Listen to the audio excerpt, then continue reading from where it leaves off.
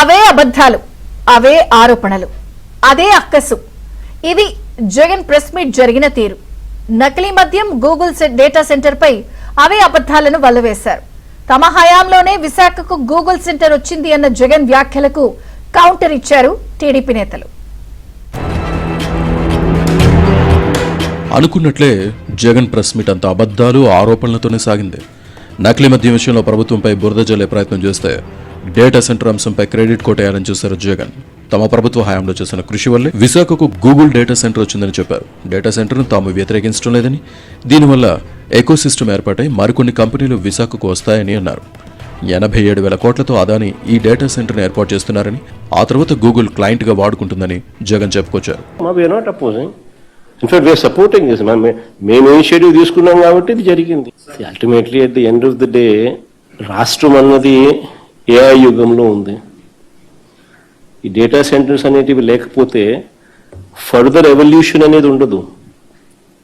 So it's a must that the ecosystem build కావాలి అని అంటే డేటా సెంటర్ ఉంటేనే ఎకోసిస్టమ్ బిల్డ్ అవుతుంది. So there should be a certain capacity of data centers supporting the entire ecosystem. మరోవైపు నకిలీ మద్యం తయారీలో టీడీపీ నేతల పాత్ర ఉందని జగన్ ఆరోపించారు. వాటాల్లో తేడా రావడంతోనే ములకల చెరువులో నకిలీ మద్యం వ్యవహారం బయటకు వచ్చిందన్నారు. అలాగే జోగి రమేష్ ను వెనకేసుకొచ్చే ప్రయత్నం చేశారు జగన్. జనార్దన్ రావు ఫోన్ పోతే వాట్సాప్ చాటింగ్ బయటకు ఎలా వచ్చిందని ప్రశ్నించారు. 4-5 బాటిళ్లకు ఒక బాటిల్ ఈ కల్తీ మద్యం.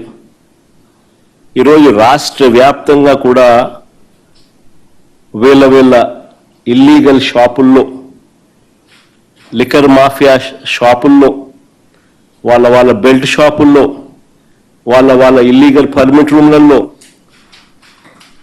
ప్రతి 4-5 బాటిళ్లకు ఒక బాటిల్ ఈ మాదిరిగా అమ్ముతా ఉన్నారు. తమ హయాంలోనే డేటా సెంటర్ వచ్చిందన్న జగన్ వ్యాఖ్యలకు మంత్రి అనగాని సత్యప్రసాద్ కౌంటర్ ఇచ్చారు.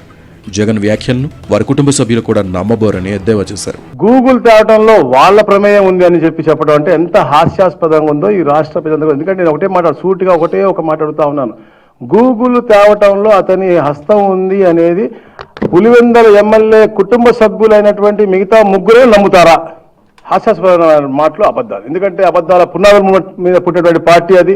ఈరోజు శవాల మీద, అలాగే అబద్ధాల పునాదుల మీద దిగజారు రాజకీయాలు చేస్తా ఉన్నారు. జగన్ ప్రెస్ మీట్ లో కాదు, అసెంబ్లీకి వచ్చి మాట్లాడాలని అన్నారు డిప్యూటీ స్పీకర్ రఘురామకృష్ణరాజు. జగన్ చెప్పినవన్నీ అబద్ధాలే అన్నారు. ఇప్పుడు ఆయన ఇంట్లో ఆయన మాట్లాడుకుని, మన ఇంట్లో మనం మాట్లాడుకుని దీనివల్ల ఉపయోగం లేదు.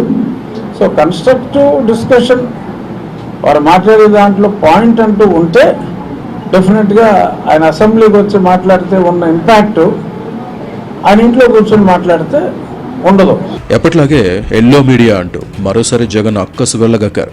అలాగే కూటమి ప్రభుత్వం చేస్తున్న మంచి పనులను తమ ఖాతాలో వేసుకునేందుకు జగన్ ప్రయత్నిస్తున్నారని టీడీపీ నేతలు ఆరోపిస్తున్నారు. ఇప్పటికైనా జగన్ తన తీరును మార్చుకోవాలని హెచ్చరిస్తున్నారు.